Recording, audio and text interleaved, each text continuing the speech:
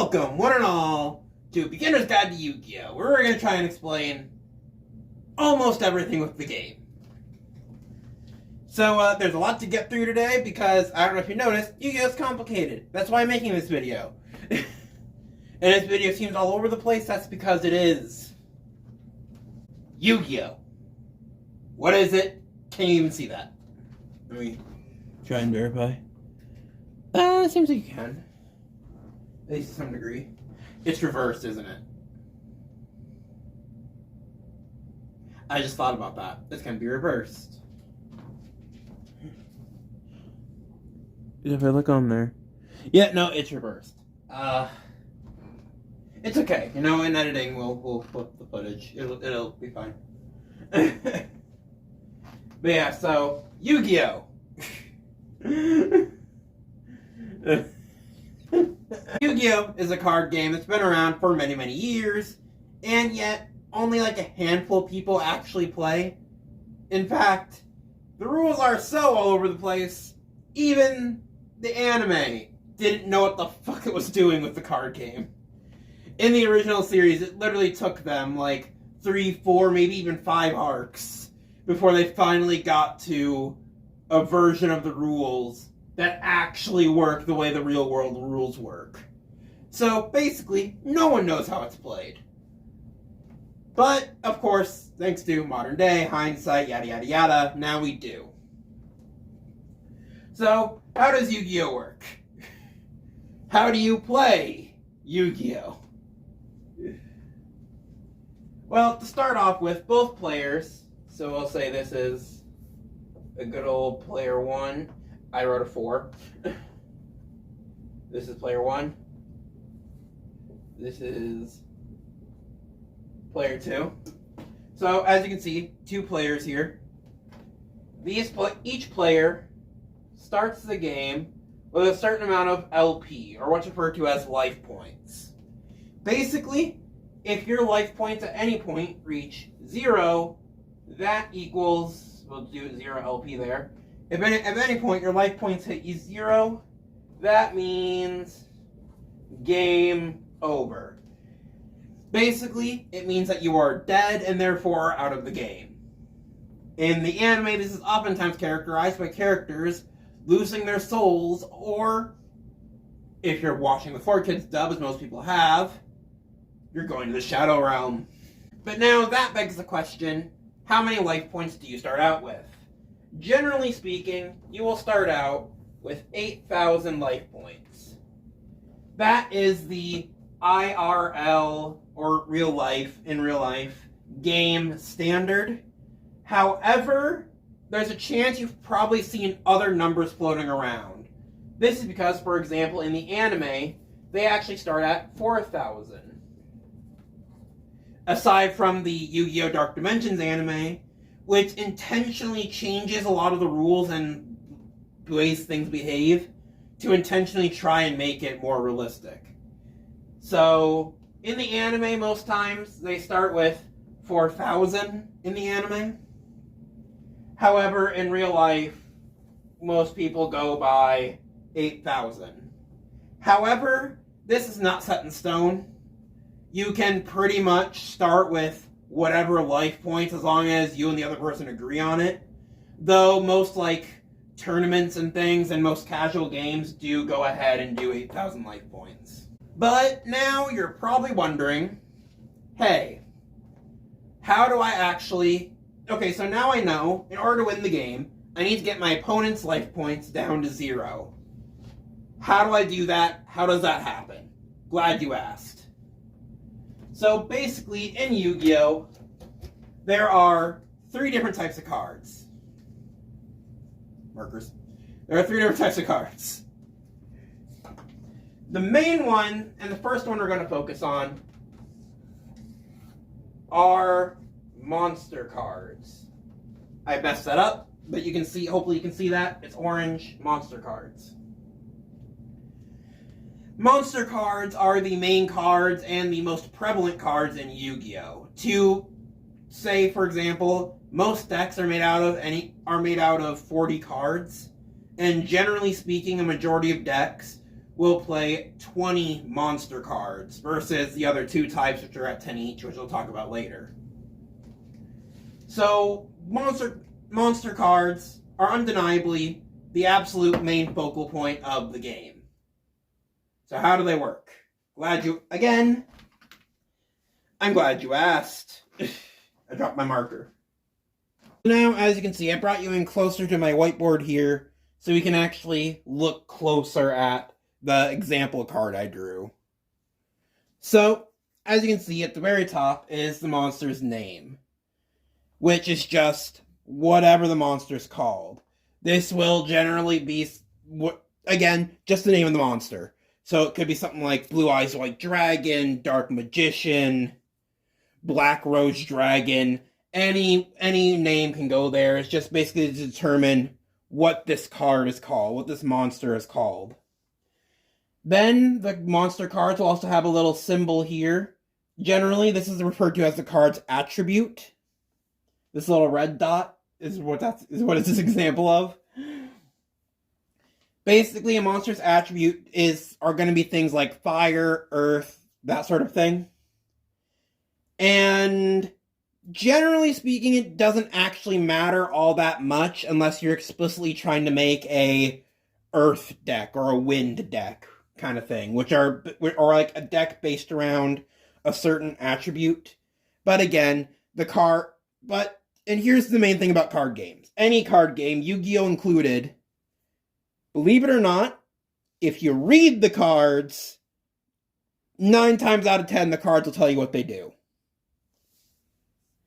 And so basically there will be certain cards that'll say, oh, look for a wind monster. And so that would be a monster with a wind attribute. Anyway, the next thing down from there is is going to be a different amount of stars, which are different from how I've drawn them, obviously.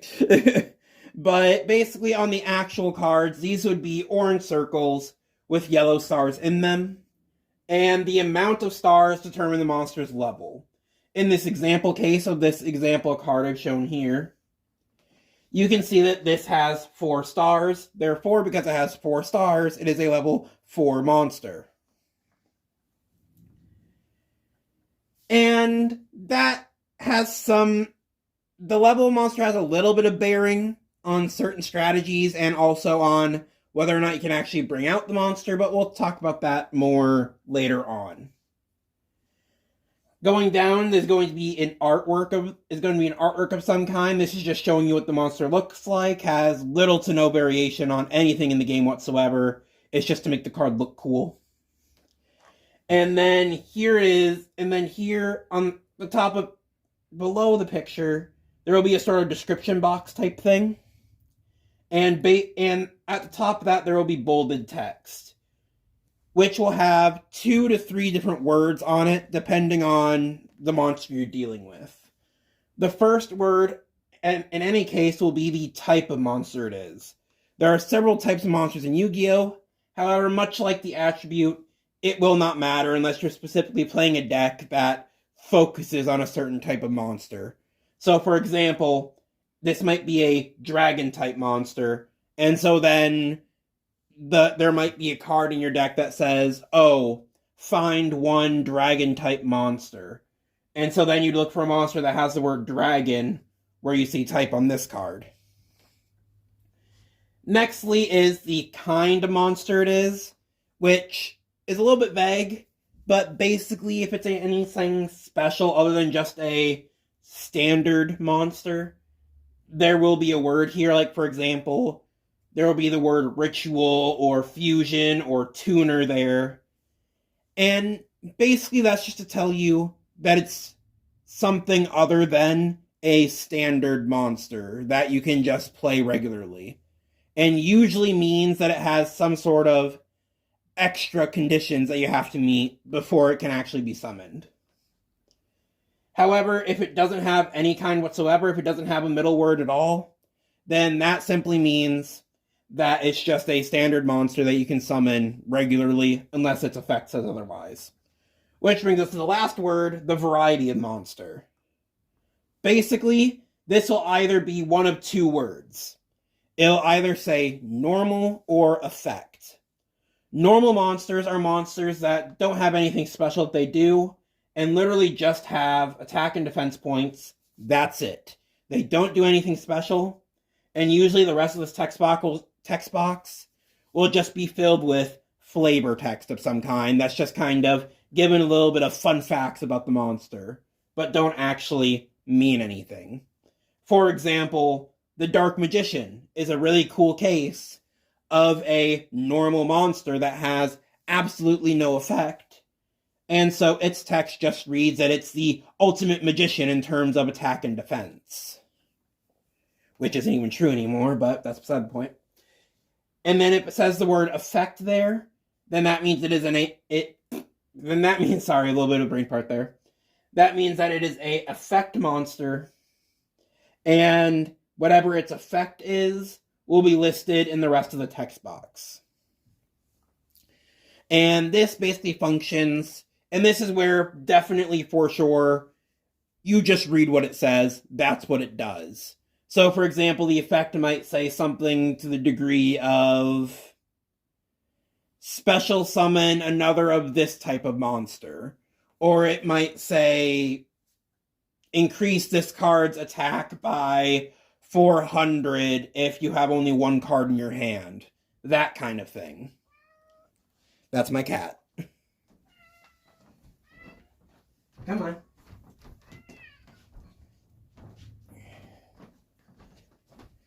Now that we've gone through a lot of technical card explanation, here is my cat Blake for a bit of a breather. Look at those adorable eyes. You got the cute cat. You got it burned in your memory. Got the cute cat. Is the cute cat making you forget about the difficult card game? Yeah, she's a very cute cat.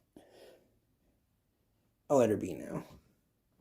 Now that we've had a little bit of a break, let's talk about the attack and defense down here, which is that monster's ATK or attack value, and then your monster's DEF or defense value. And this will determine how much damage your monster can take and or deal.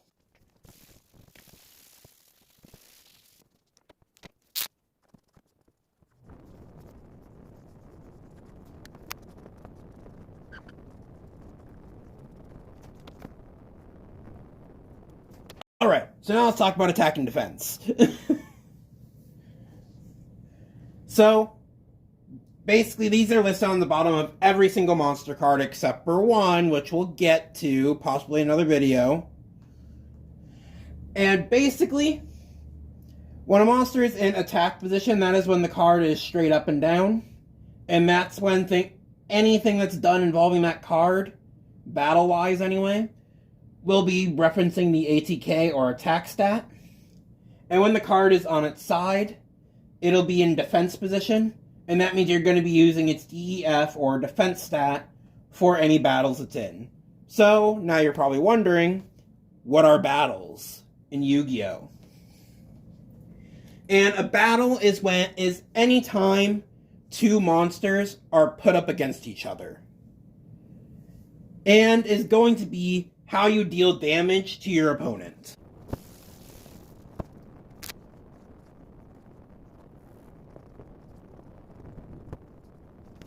So, this is a situation that'll happen very often in Yu-Gi-Oh! Where two monsters, yours and your opponent's, are pitted against each other. So, and now in this case, player one, in this case, us, has a monster with 400 attack on the field. Meanwhile, player 2 has a monster with 300 attack on the field. And that, for the sake of this discussion, just assume they're both normal monsters that can't do anything else other than just their attack power. So since these are both normal monsters, that means they have to rely only on their attack power. And so now let's say it's player 1's turn, or our turn in this example. And so we go to attack our opponent. Make that arrow a little more obvious. Well, when we go to attack our opponent, we have a monster with 400 attack against a monster of 300 attack. Obviously, 400 attack minus the 300 attack, then 400 will win because it has the higher number, and therefore this will beat this. Okay? And now that we know that, however, that's not all. Because the attack of this monster is higher, obviously a monster with 300 attack can't actually take all of that damage. And so after this, it would be 400 minus 300. That means that this monster, in a manner of speaking, is still attacking with an extra 100 attack power. And so, this attack power will then go straight to my opponent, and thus will damage their life points. This is because their monster was not strong enough to withhold my monster. And because of that, they will take 100 damage to their life points, wherever their life points are at currently. Now, let's say that instead it's actually player 2's turn, right? Same general setup with the two monsters, but now this time my opponent is trying to attack my 400 attack power monster. Well, as we just went over, based on the two attack powers, then if 300 attack tried to attack 400 attack, then this one would still lose, and this one would still win, because this number is still higher than my opponent's attack power.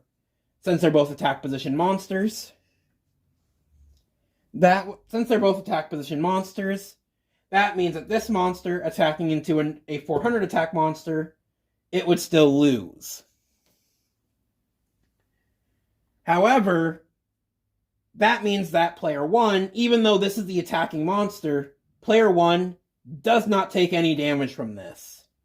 Instead, because of this, the attack is instead bounced off back to my opponent, thus meaning that their monster is destroyed still, and they continue to take the damage that again equals the difference. And so again, 400 minus 300, that's a 100 difference, straight to my opponent. And thus, that is how a battle works in Yu-Gi-Oh!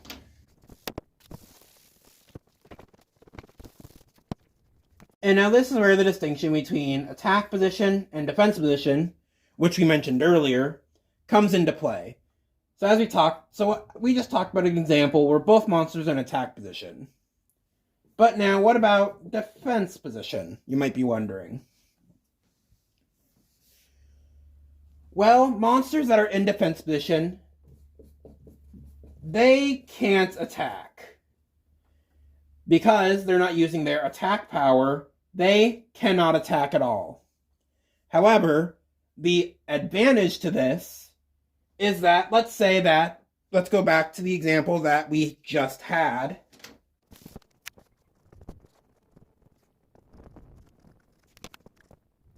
Now let's say that I'm using the same monster as before, but instead this time it's in defense position, instead of being in attack position. Because it's in defense position, instead of going over my attack value, we're instead going to be using my defense value for any calculations. This time, and again, just like before, my opponent is trying to attack my monster, which this time is in defense position. Again, we won't be using the attack because it's not in attack position, it's in defense position. This means that we have to use the defense stat. And so now, 300 minus 100, because 300 is obviously bigger than 100, that would mean that I should take 200 life points of damage straight to my life points.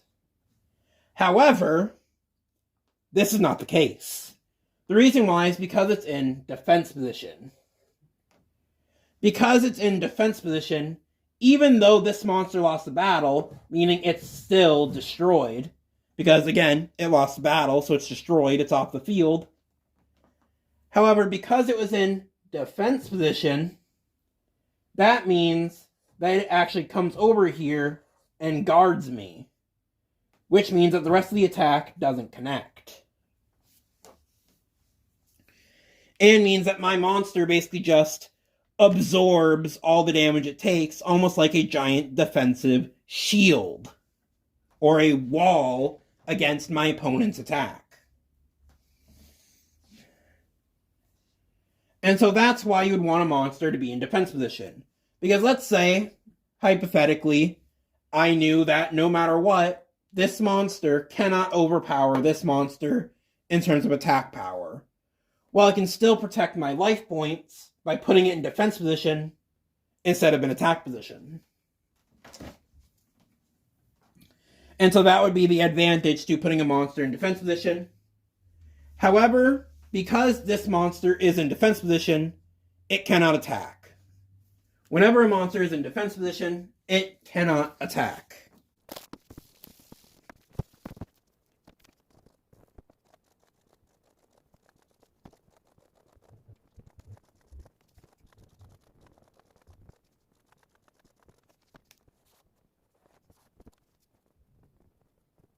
So now let's talk a little bit more about monster levels. Now, generally speaking, the higher level the monster is, the more powerful the monster is. This might mean more attack and defense power, or it might mean that it has a more powerful effect, or an effect that can do more for you. However, generally speaking, in some way, higher level monsters are stronger than lower level monsters. And so this begs the question, why wouldn't you just summon all high-level monsters? And that's because there are different rules to summoning a monster. Now, summoning a monster is whenever you bring a monster to the field.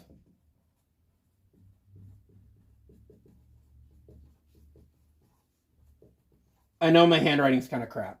And yes, I spelled summoning wrong. And so whenever you bring a monster out to the field or out to the table, which is what we'll talk about in a moment, you are summoning that monster. And so now this is where we talk about what it takes to summon a monster. So, basically, in order to summon a monster that is higher, in order to summon a level 1 through 4 monster, which are the weakest monsters in the game, there's also level 0 monsters, but they're rare, you don't need to summon anything. You can just summon any monsters levels 4 and under completely for free. You don't need to do anything special. You can just place them on the field the moment they come to your hand. Level 5 and 6 monsters, however, need 1 tribute. So what is a tribute? A tribute means that you have to sacrifice another monster in order to summon these monsters. In most cases, this will mean summoning a level 4 or under monster, but you can also summon another level 5 monster to bring out a different level 5 monster, or whatever you want. And so, for monsters levels 5 and 6, you'll need to give 1 tribute. And now, for monsters level 7 and up, you need 2 tributes. This means that you'll have to destroy 2 monsters on the field in order to bring monsters at a level 7 or higher to the field, instead of just 1. Instead of just 1 like for a 5 or 6 level monster. And this generally covers what you need to summon these monsters. However, whether you summon it normally or you tribute summon, as in tributing monsters in order to summon them, these are both considered normal summons.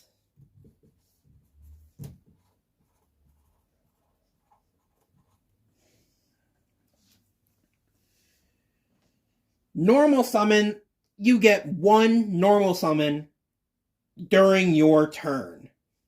This means that during your turn, you can only normal summon one monster by either putting it on the field or by tributing it. Or by tributing other monsters on the field to summon that monster. However, this is where in modern Yu-Gi-Oh! This doesn't matter. Ignore this. Sort of. We'll talk about it.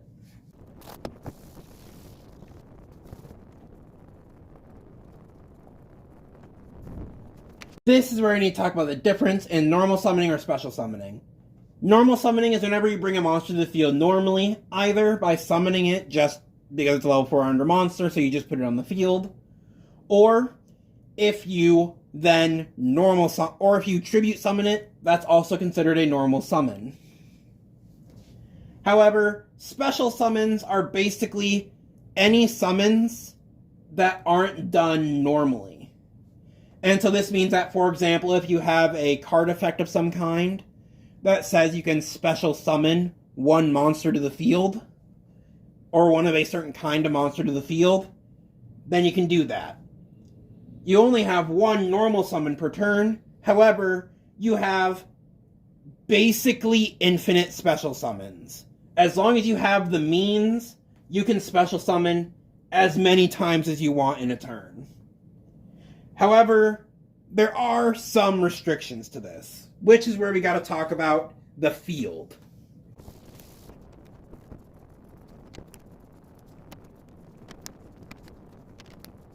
Here I have outlined for you what the Yu-Gi-Oh! Field looks like. Yes, it's a lot of squares. Don't worry, we'll cover them. So let's start with the red squares. These 5 red squares here are your monster zones. Sometimes referred to as the main monster zones. These are the zones where your monsters go to. So basically, whenever you're summoning a monster, either normal or special summoning, they'll go into these zones. One of these 5 red zones. And yes, this means that you can only control 5 unique monsters at a time. Or rather, 5 different monsters at a time. Next, the blue zones are your spell and trap zones. We'll get into spells and traps in a little bit, but basically spells and traps are cards that just do what their effects say. There are special types of cards that either have a turquoise or a magenta-esque border, and basically you just do what the card says, and whenever you activate them, they go into one of your spell slots. Into one of these spell and trap card zones, And so they go into your spell and trap card zones. And that means that you can have up to, again, 5 spell and trap card zones whenever you duel. Which is what a match of Yu-Gi-Oh! Is called. A game of Yu-Gi-Oh! Is called. And so you can control up to 5 different spells or traps at any given time. If you put a spell or trap face down on the field, which we'll talk about why you gotta do that in a second, you would also put them down here, and so you can only have one of them, up to 5 of them active at any given time. Next, we'll talk about the brown squares. The brown squares are your deck. So this is where your main deck goes, and this is where your extra deck goes. The main deck is going to be holding all of your monsters, and spells and traps, and it's basically the main deck you'll play with throughout basically the whole game. However, the extra deck is entirely additional. You don't even need the extra deck, potentially. The extra deck is not required for play. However, if you do have the cards that have to go into the extra deck, which would be any sort of specialized monsters, such as fusion monsters, Xyz monsters, or any of the other special varieties that aren't just normal or effect monsters, those go there into the extra deck to be summoned at any time that you meet the conditions on the other parts of your field.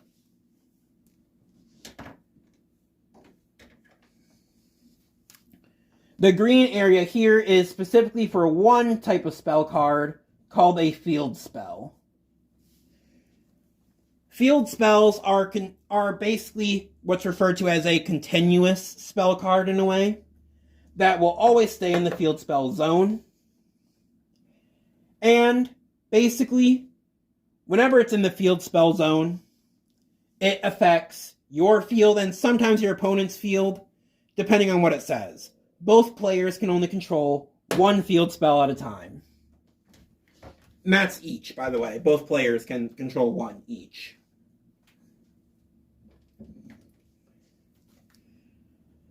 Now, the purple here is the graveyard. Basically, whenever you discard cards, or whenever a card is destroyed in battle, like a monster card, or whenever you've used up a spell or trap, it'll go to the graveyard. And so the graveyard is just where cards go when they fulfilled their use or when they're destroyed. They go into the discard pile, or which is the graveyard, and that's where they remain. And the area right above it is what is referred to as the banish zone. Basically, banishing is done only in special conditions. Usually a card will say, hey, whatever cards are banished. And so whenever a card is banished, it'll go into the banish zone. Basically, once it's banished, it is considered removed from play, as in you cannot use that card anymore. So basically, when it's here, it's out of the game, aside from a couple things that do let you get things out of the banish zone. But for the most part, once something is banished, it's banished, it's gone, you'll never see that card again for the rest of the game, pretty much. And so this is how a typical field in Yu-Gi-Oh! Looks, plays, and does. And so you can only have up to 5 monsters active at a time, up to 5 spells and traps active at a time, only 1 field spell active at a time, and then you have your deck, extra deck, graveyard, and banish zone. So now, let's talk about those spells and traps.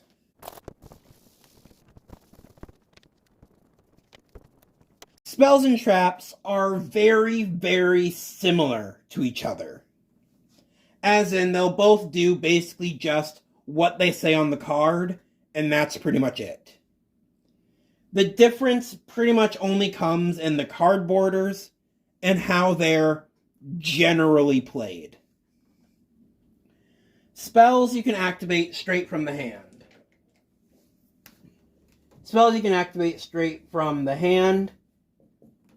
You don't need to worry about anything else. You basically, as soon as they are in your hand, you can activate their effects and do whatever they say. Whereas traps need to first be set down on the field. And basically, once they're on the field for at least 1 turn, then they can be flipped up and activated. This is how they work by default. However, there are also a good amount of both, where it'll say spells have to be set face down, or a trap can be activated from the hand, or whatever. And so generally speaking, spells activated from the hand and can be used immediately.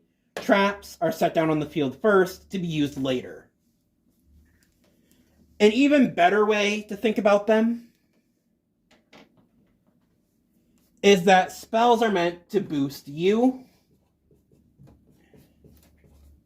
They're meant to boost you, your monsters, and help you get further in the game.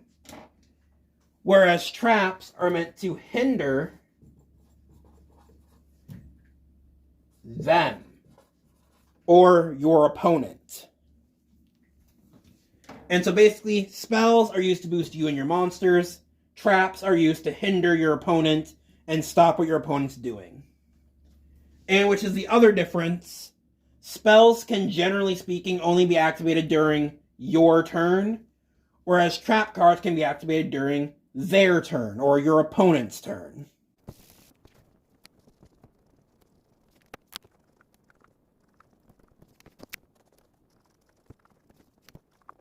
And thus, you now know the three main types of cards used in Yu-Gi-Oh! Monster cards, spell cards, and trap cards. And I say three main types, but basically, every other type of card there is a spin-off of these three cards, usually monsters, because they really like making other forms of monsters that can be special summoned in other ways. And so now, thanks to this video, you know all the basics of how to use these three types of cards, how to play Yu-Gi-Oh!, and, more importantly, what you need to go for to win. Almost. There are actually a couple more ways you can win, other than just knocking out your opponent's life points.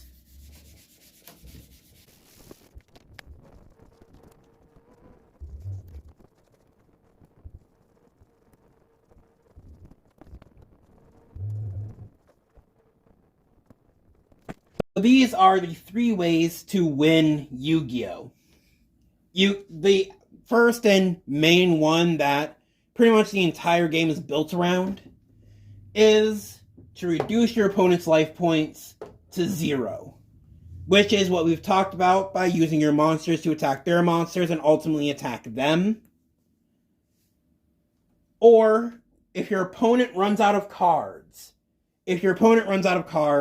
then they cannot draw anymore, and thus the game is over, with whoever ran out of cards losing, and you being the winner. Finally, at any point in a duel, either player can surrender or give up. This just means that they quit, and the victory is given to basically the last player standing, or whoever didn't quit. Lastly, we're just going to go over some final notes about Yu-Gi-Oh! Now, the first one is that if your opponent has no monsters,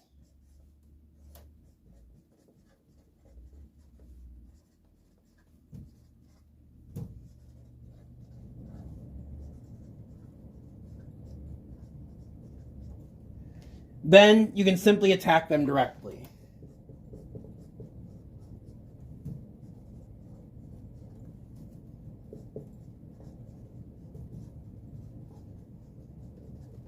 If they have no other monsters in the field, there are a couple card effects that let you do that anyways. But for the most part, if your opponent has no monsters on the field, then you can attack them directly and thus their life points directly. Or, trying to think. I had a point. However,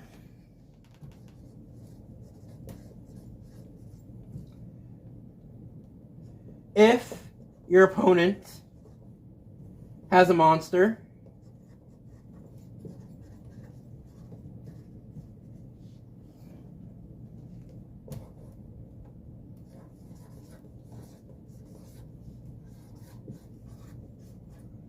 then you have to attack the monster first. Meaning that if they have a monster in the field, you have to attack and destroy their monster first if you want to win. Or if you want to attack them. Another thing is that each monster can only attack once per turn. They can only attack once and never again that turn. Which brings me to the last thing, which is turn order / how a turn works. Alright, before we get to the turn order, we're going to have one more break visited by our cat. Or my cat, rather, Blake. Say hi to the adoring people, Blake.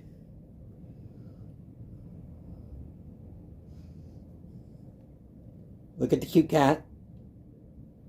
You made it through a lot of Yu-Gi-Oh stuff. I'm very proud of you. So now look at the cute cat. Alright, cute cat done. Now let's get to the mess that is the turn order. Your turn is made out of 6 phases that will always go in this order. It'll start with the draw phase, then you'll go to the standby phase, then you'll go to main phase 1, then you'll go to the battle phase, then you'll go to main phase 2, and then finally you'll go to the end phase. It sounds like a lot. Don't worry, I'm going to explain all of it.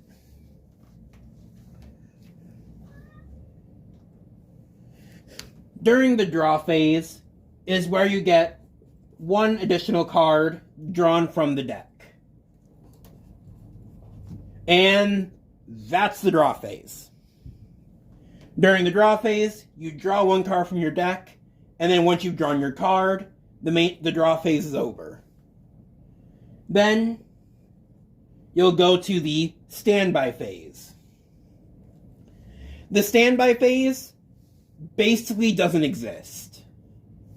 It's kind of more of a ghost phase, where effectively certain things will happen during each player's turn that will take place during the standby phase, especially if a continuous card is on the field, like a continuous monster effect or a continuous spell.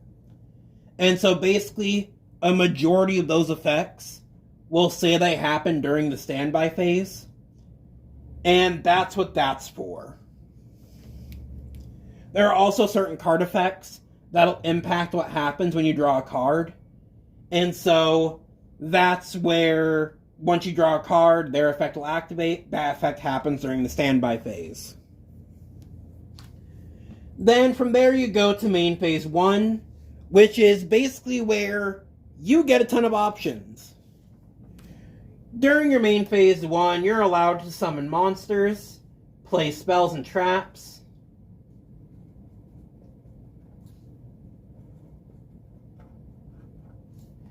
and basically anything you want other than attacking another opponent's monster. So basically whatever spells you have, whatever traps you want to set on the field, whatever you want to summon, normal or special summon, you can do it during your main phase. And once you get to your main phase, at any time from the main phase, you can go straight to the end phase. Which your end phase basically just means that you're ending your turn. However, if you don't decide to end your turn or go straight to the end phase, then you go to the battle phase, which is where you can attack your opponent's monsters or your opponent themselves if they have no monsters on the field. And that's what that's for. You can also, instead of doing the battle phase, like I said, you can go straight to the end phase. However, if you do go into and successfully complete your battle phase by attacking something, then you'll go into main phase 2, which is basically just a repeat of main phase. And so again here, if you haven't used your 1 normal summon, you can normal summon during your main phase, you can special summon, you can place more traps, activate more spells, whatever you feel like doing, or if you want to, you can go straight from the battle phase into the end phase. And then, once your main phase is done, once your main phase 2 is done, you'll go straight to the end phase, ending your turn, and thus, then it'll be your opponent's turn to do all this again, but on their terms. And that's how a turn works in Yu-Gi-Oh!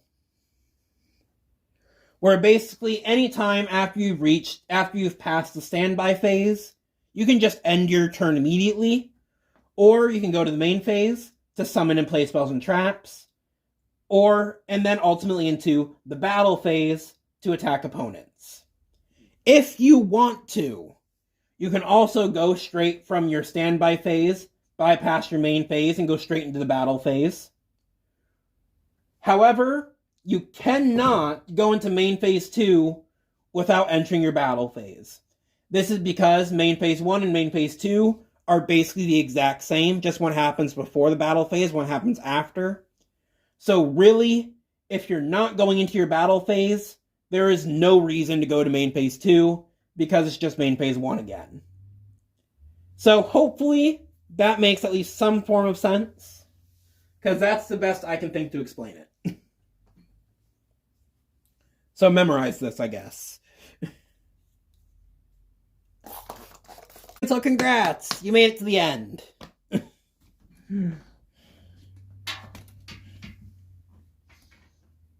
Yeah. That is now all of the basics of how to play Yu-Gi-Oh! Everything from how to win, to how the main types of cards work, and even what the rules are. We've gone through it all, and so now you can go out as long as you have a deck of some form. Oh, which is, I guess, the final note. Your Yu-Gi-Oh! Deck, your main deck, can consist of no less than 40 cards and no more than 60 cards. This means that all Yu-Gi-Oh! Decks have to be between 40 to 60 cards. So there you go. But other than that, you now know everything you need to know in order to get out there and start playing Yu-Gi-Oh! Now, if you don't want to go and buy, I don't know, a whole binder's worth of different cards just to play a little bit of a game, maybe with your friends, and that's it, well then, you can simply go onto your phones and download the game Yu-Gi-Oh! Master Duel. Yu-Gi-Oh! Master Duel is basically a really good equivalent to the exact card game we just went through, but just a digital version of it, where things are done automatically because it's a digital version of it. And you can get cards and everything exclusively in the app through things you earn in the app. If you want, you can spend money on it, but you don't have to. And so I honestly think Master Duel is a great way for anyone to get started if you just want to get in and play around a little bit with Yu-Gi-Oh! And, wouldn't you know it, they also have tutorials in Master Duel to teach you all the various mechanics of how playing Yu-Gi-Oh! Works. So, go out there, have fun, and enjoy.